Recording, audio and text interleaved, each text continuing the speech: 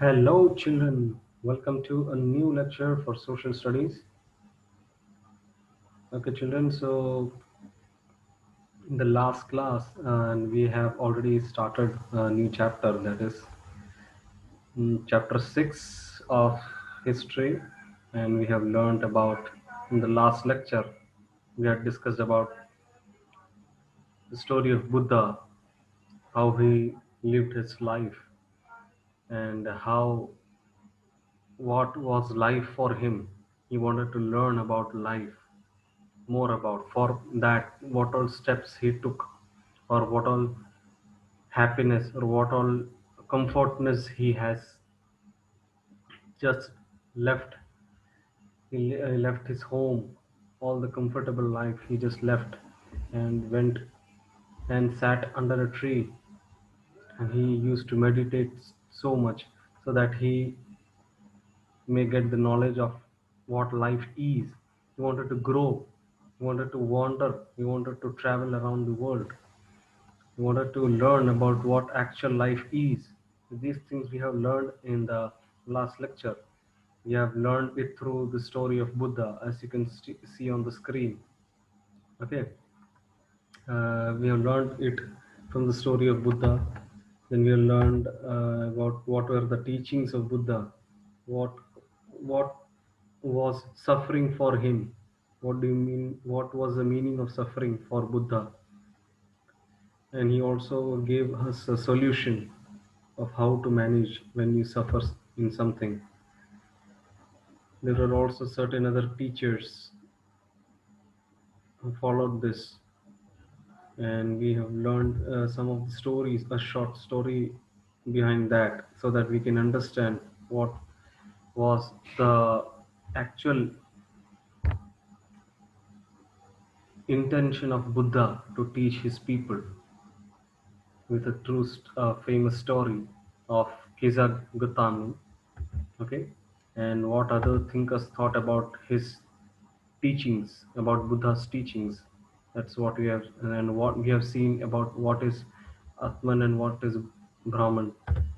We have seen about what are Upanishads, who are the Upanishadic thinkers, Satyakama, Jabala, and who was Panini, that we have seen in the last lecture. Okay, so students, here is for today's lecture. Let's start.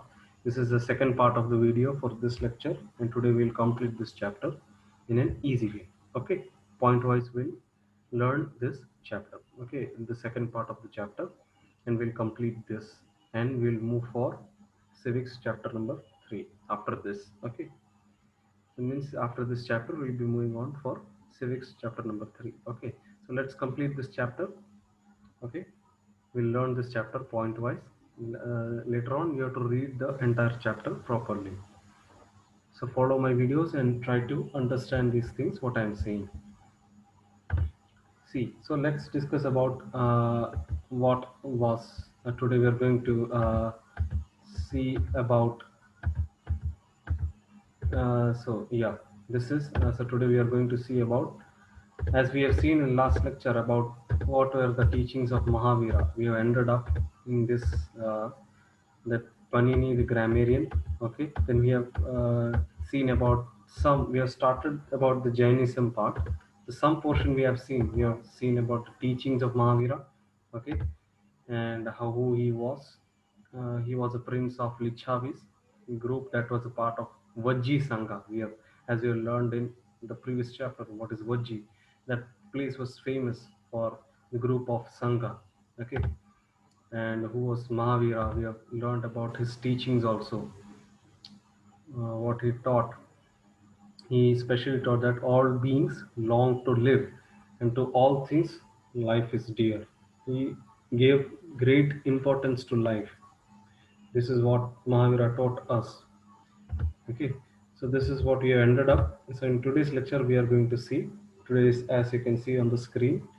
Yeah, today's topics are, we are going to learn about the languages about the people of Jainism, and who are the followers of Jainism. In your textbook, you can take page number 61. Okay, yeah. So who are the followers of Jainism? what what is Jainas, how this Jainism spread. Okay, then what do you this Sangha people had how the Sangha people had a connection with Jainism, and what are the monasteries and what are its acceptance, and what is the system of ashramas. Then what do you mean by ashrama? And which are the four ashramas, and in which the what are, how the women had a great connection, or how the women were being included in these ashramas. So these things are the topic for today that we're going to see. So let's get started without wasting much time. So as you can see on the screen, in page number 61 of your SS, you can take your textbooks. Okay. So in that it is given about the languages. Okay, that Mahavira taught his followers. So ordinary people could understand Mahavira's and his followers' teachings because they used which language? Prakrit. As you already know that Prakrit is language of several means, yeah. So we have seen Prakrit is a language. Means we have seen in the previous classes we have already discussed that Prakrit it is a language of ordinary people, as you can see on the screen. The last point it is given. Okay, here it was saying about Buddha. He taught the Prakrit. Okay, he taught the people in Prakrit language, means in the yellow font, as you can see over here. See, the language Prakrit is a language of ordinary people. Okay, so likewise the same way, here on the screen, as you can see, uh, Mahavira also used this Prakrit language for teaching the people.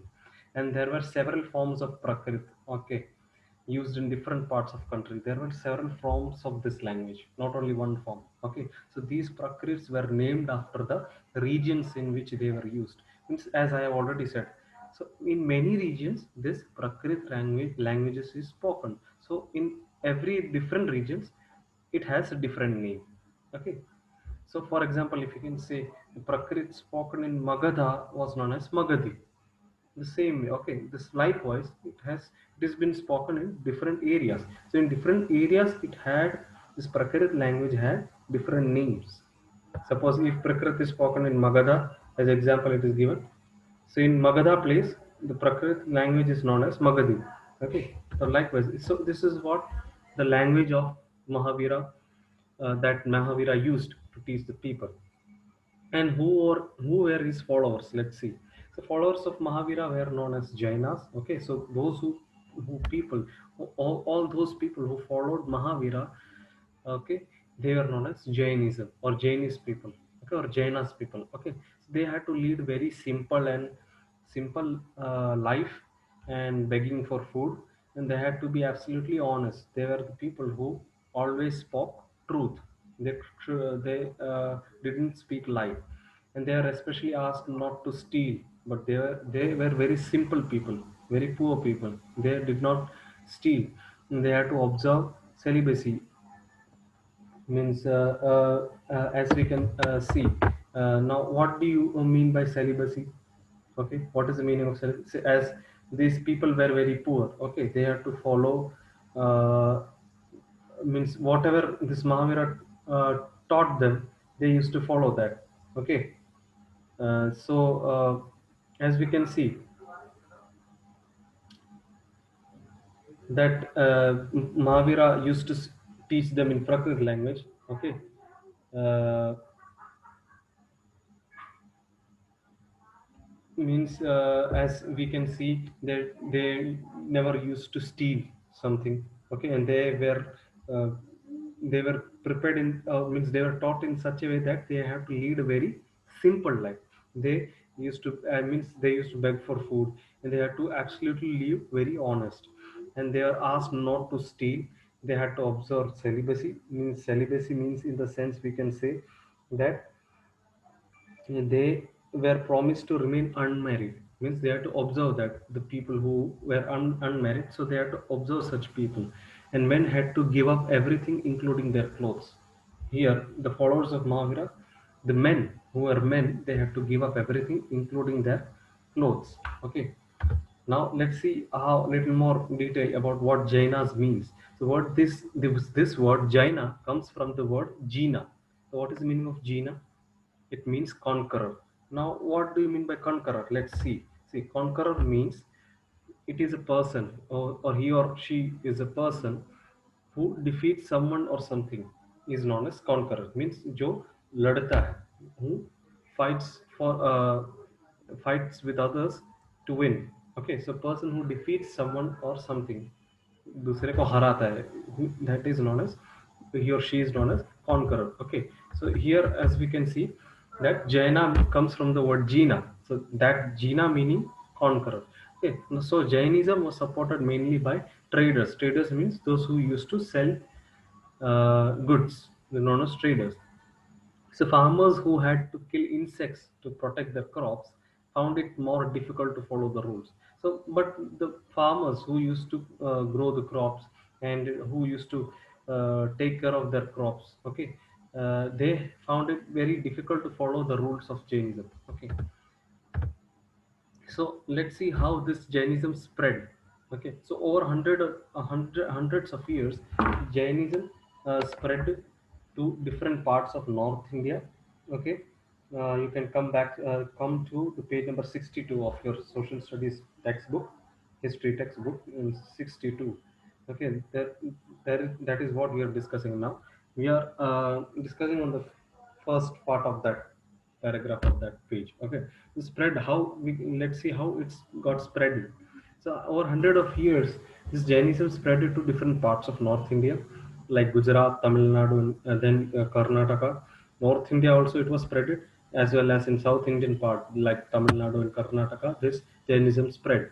Okay, and the teachings were transmitted orally for several centuries. Means they used to teach certain means many people orally.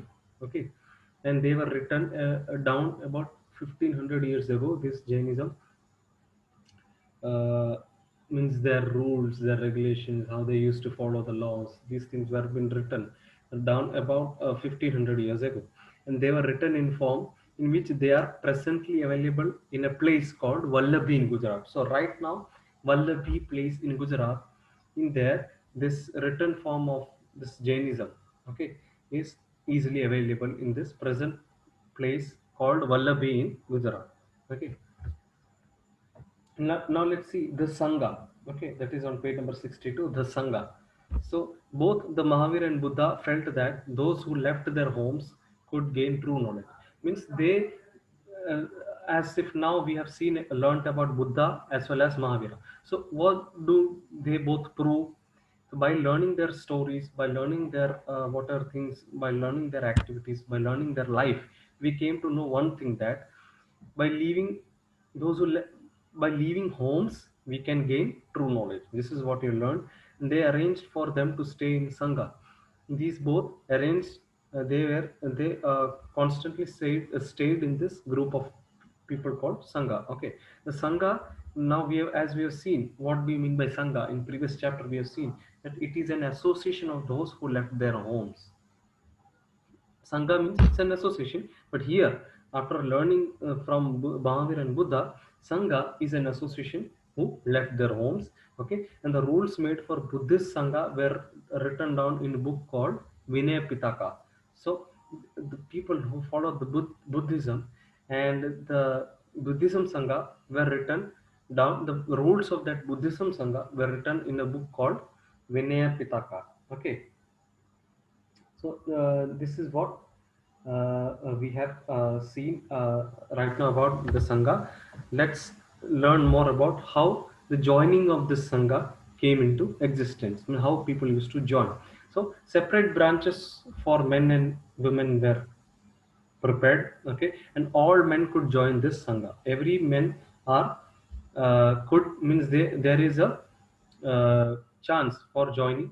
uh, every man could join this Sangha. Okay, and children had to take permission from their parents, but children had a limitation. They had to take permission of their parents, and slaves had to take permission of their masters, and employees of king had to take permission of their king.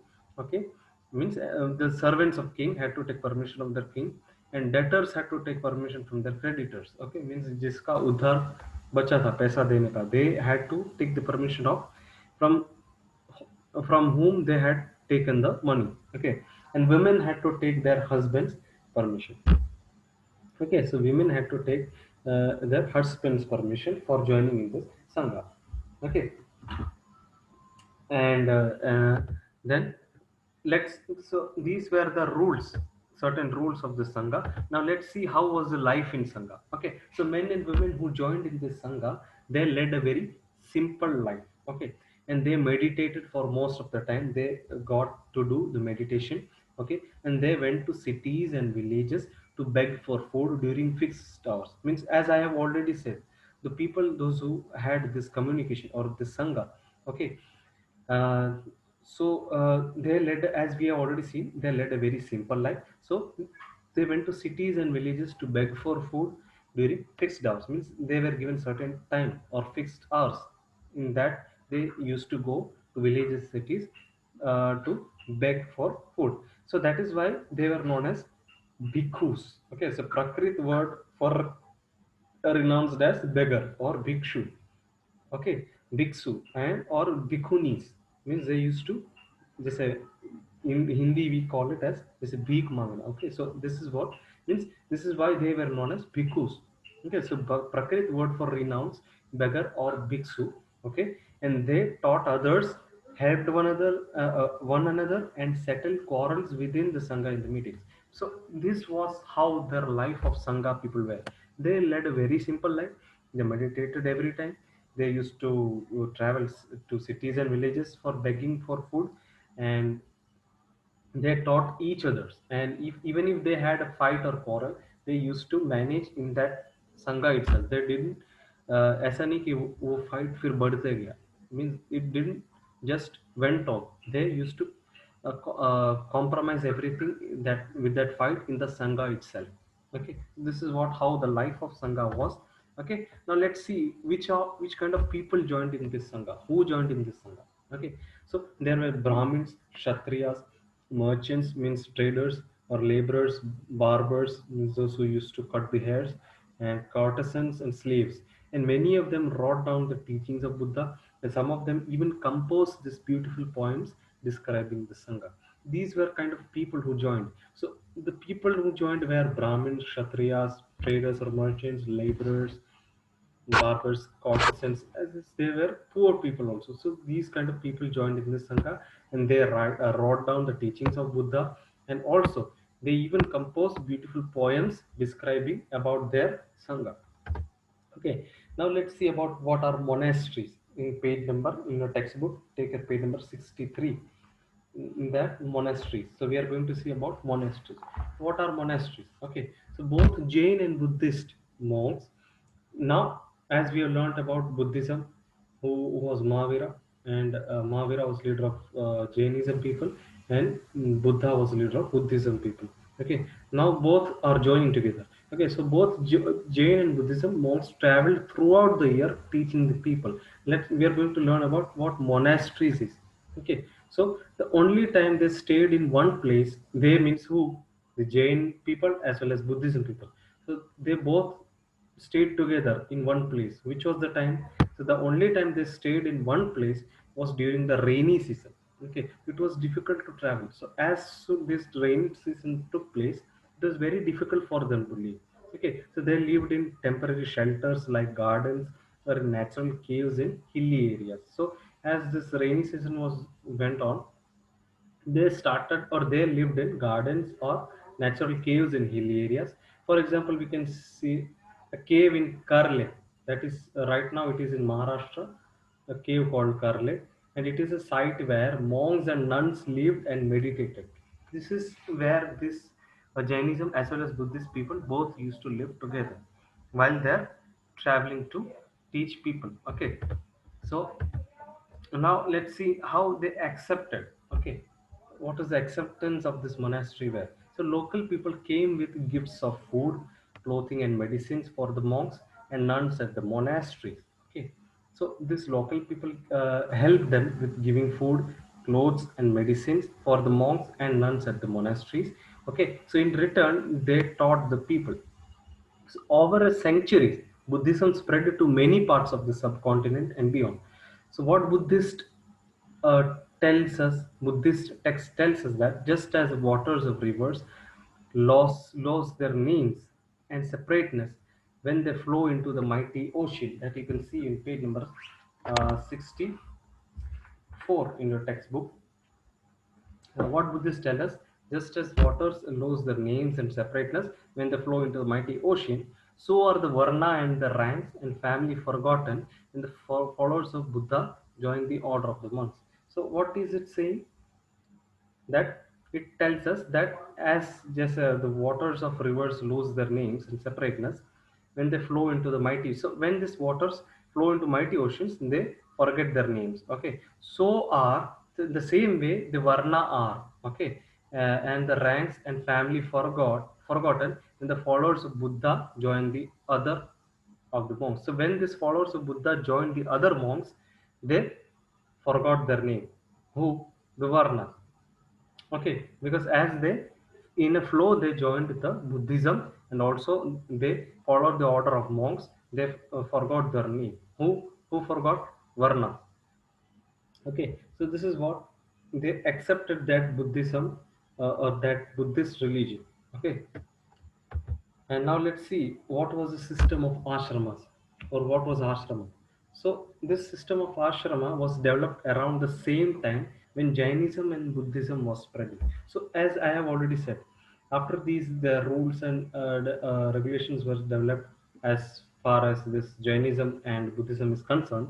Okay, so as this spread on, when this Mahavira and Buddha they used to walk together along with their followers. So what happened? The system of ashramas developed around the same time when this Jainism and Buddhism was spreading across the world or across the globe. So ashrama, what this actually means? What do you mean by ashrama?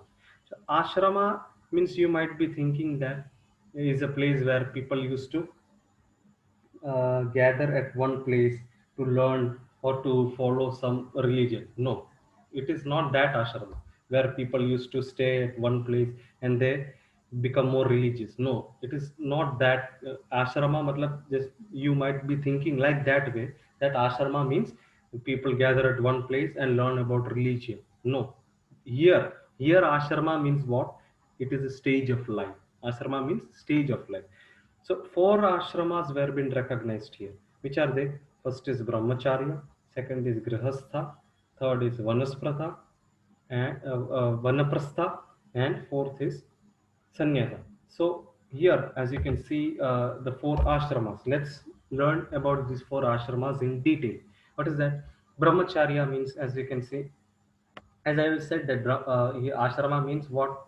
What is the meaning of ashrama? Stage of life, different stages of life. So here, let's learn about the first stage. Learn in detail. First stage is brahmacharya. About becoming brahmacharya. So what do you mean by that? Brahmin, Kshatriya and Vaishya men were expected to lead simple lives. And the brahmacharya means, or brahmacharya are the people who used to study about the Veda. As we have learned in previous chapter, Vedas means Brahmins means the people who study more about books. So they study about Vedas and during the early years of their life. So they are known as brahmacharya. That is the first stage. Second stage is grihastha. Okay. So then they, as you can see in the picture. Okay. So the first is about the Brahmin people who study about the books. The second is grihastha. Okay. That is, what do you mean by grihastha? They then they have to marry and live as a householders. Means they uh, get a chance to lead a family life. Means they start getting married. Okay, and the third is vanaprastha. So vanaprastha. What is the meaning of vanaprastha? They had to live in a forest and meditate. As you can see in the third picture over here, vanaprastha, they had to live in forest. Okay, and meditate. And fourth is sannyasa. As you all know that sannyasa means meditating in a mount, going to a mountain and meditating there, leaving their families and everything, living all their happy life they go to the mountain and start meditating. That is known as sannyasa. Okay, or leaving their family life, they go to mountains and start meditating, which is known as sannyasa. So these are the four stages of life, which means ashrama. Okay, now let's see about women and ashramas. How were the women of ashrama? So generally, women were not allowed to study the Vedas. Okay, they were not allowed to study about, means they were not Brahmins. Okay, means Brahmins are the people who study about Vedas that we already know. And generally, here women of ashrama were, or the stages of life of ashrama where, means generally these women were not allowed to study about the Vedas. Okay, and they had to follow the ashrama chosen by their husbands. So they used to that means, in short, we can say these women used to follow their husbands. Okay, if their husbands did not study about Vedas, they will not study, and they used to follow their husbands. Okay, and they used to choose that ashramas which their husbands used to choose. So this is what the women of ashramas were. Okay, so meanwhile, there was so this is what we have learned about how it was in India. Now let's see about how it was in Iran. Okay, so in Iran there was a prophet named Zoroaster. Okay, so his teachings were contained in book called Avesta. There was a, this is what we are discussing about in page number uh, 65 in your SS textbook, in the last section, elsewhere section we are discussing right now. So there was a ruler, or there was a prophet named Zoroaster, who, this is what, but up till, see in your screen, as we have seen about ashramas, this is up to here we have learned about India, what was going on in India. So here now let's have a glimpse, or let's have a look on how in Iran it was. So Iran, in India we have learned about two people, about Buddha and Mahavira. Means we have learned about Buddhism and Jainism. The same way how it was in Iran. Let's see. Let's have a short look on how it was in Iran. So in the same way, in Iran there was a prophet named Zoroaster. So his teachings were contained in book called Avesta, which named as Avesta. In the language of Avesta, okay, and the practices described in it are very similar to Vedas. So as we have seen that Buddhism, in Buddhist and Jainism, they used to follow the Vedas, or in Brahmanas they used to follow the Vedas. The same way, the people of Avesta use the books. Okay, the teachings are contained in book called Avesta, and in the language of Avesta, where, and the practices described in it are very similar to Vedas. Okay, so basic teachings of Zoroaster, the prophet, are contained in maximum. That means good thoughts, good words, and good deeds. So this is what Zoroaster taught the Iranian people, over in Iranian people, that we should have good thoughts, you should do good, you should learn good words, or you should do good deeds. This is what his motto was, to teach other people in Iran. So more than 1,000 years, Zoroastrianism, as we have seen in previous in India, it was about Buddhism. We have learned about Jainism. The same way in Iran, it was Zoroastrianism. So it was about more than 1,000 years. Zoroastrianism was, or became a major religion in Iran. Okay. So later, some Zoroastrians, okay, as we have seen in Buddhism, Jainism, there were also most followers of him. The same way, later some Zoroastrians, the followers of Zoroastrianism were known as Zoroastrians, as people following Buddhism were known as Buddhist, and people following Jain or Mahavira were known as Jainism. The same way, people following Zoroastrian were known as Zoroastrians. So later, some Zoroastrians migrated from Iran and settled in India. In which places they settled in Gujarat as well as in Maharashtra state.